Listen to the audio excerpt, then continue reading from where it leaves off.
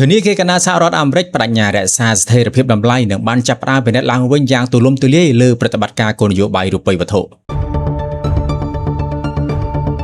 យោងទៅតាមការចុះផ្សាយរបស់គេហទំព័រ investing.com បានដឹងថាធនាគារ Deutsche Bank បានលើកឡើងថាប្រសិនបើធនាគារកណ្ដាលសហរដ្ឋអាមេរិកជ្រើសរើសការកាត់បន្ថយទំហំតារាងតុល្យការជំនួសឲ្យការដំឡើងអត្រាការប្រាក់ដើម្បីរឹតបន្តឹងគោលនយោបាយរូបិយវត្ថុនោះវានឹងក្លាយជាកត្តាអវិជ្ជមានយ៉ាងច្បាស់លាស់សម្រាប់ប្រាក់ដុល្លារអាមេរិកកាលពីខែមុនធនាគារកណ្ដាលសហរដ្ឋអាមេរិកបានបង្ហាញជំហរតឹងរ៉ឹងក្រោមការដឹកនាំរបស់ប្រធានថ្មី Kevin Warsh ក្នុងចំណោមសមាជិក18នាក់នៃគណៈកម្មាធិការគោលនយោបាយរូបិយវត្ថុ FOMC មានយ៉ាងហោចណាស់ពាក់កណ្ដាលរំពឹងថានឹងមានការដំឡើងអត្រាការប្រាក់យ៉ាងតិចម្ដងនៅក្នុងឆ្នាំនេះលោក Warsh ក៏បានបញ្ជាក់ជាច្រើនលើកថាធនាគារកណ្ដាលសហរដ្ឋអាមេរិកបដិញ្ញារក្សាស្ថិរភាពតម្លៃនិងបានចាប់ផ្ដើមពិនិត្យឡើងវិញយ៉ាងទូលំទូលាយលើប្រតិបត្តិការគោលនយោបាយរូបិយវត្ថុក្រៅពីការដំឡើងអត្រាការប្រាក់ធនាគារកណ្ដាលអាមេរិកក៏អាចកាត់បន្ថយបរិមាណប្រាក់នៅក្នុងប្រព័ន្ធតាមរយៈការបន្ថយទំហំតារាងតុល្យការផងដែរបច្ចុប្បន្ន balance sheet របស់ធនាគារកណ្ដាលសហរដ្ឋអាមេរិកមានទំហំប្រហែល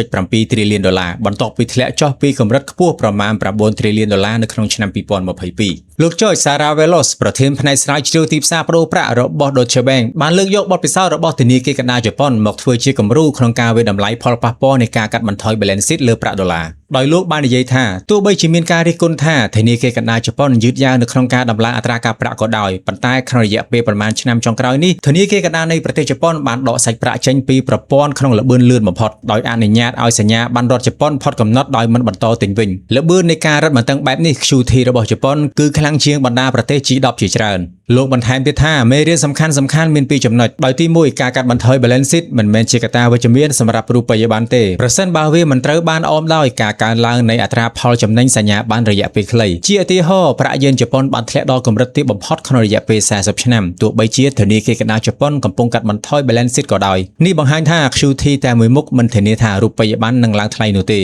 ទី2ការកាត់បន្ថយ balance sheet អាចបង្កជាចំនួនជាមួយរដ្ឋាភិបាលអាមេរិកព្រោះរដ្ឋាភិបាលចង់រក្សាអត្រាផលចំណេញសញ្ញាប័ណ្ណរយៈពេលវែងឲ្យនៅទាបដើម្បីកាត់បន្ថយថ្លៃខ្ចីប្រាក់លោក Saravelos បានបន្តថាបើយោងទៅតាមសូចនាករមួយចំនួនកម្រិតនៃការកាន់កាប់សញ្ញាប័ណ្ណរដ្ឋអាមេរិកដោយ Federal Reserve មិនមែនខ្ពស់ខុសប្រក្រតីនោះទេដូច្នេះយើងមិនជឿថា balance sheet របស់ធនាគារកណ្ដាលសហរដ្ឋអាមេរិកធំពេកឬថាការកាត់បន្ថយវានឹងមានប្រសិទ្ធភាពខ្លាំងក្នុងការទប់ស្កាត់អតិផរណានោះឡើយទោះជាយ៉ាងណាប្រសិនបើធនាគារកណ្ដាលសហរដ្ឋអាមេរិកបដូរយុទ្ធសាស្ត្រទៅផ្ដោតលើការកាត់បន្ថយ balance sheet ជំនួសឲ្យការដំឡើងអត្រាការប្រាក់នោះយើងចាត់ទុកថាវាជាសញ្ញាអវិជ្ជមានយ៉ាងច្បាស់លាស់សម្រាប់ប្រាក់ដុល្លារអាមេរិក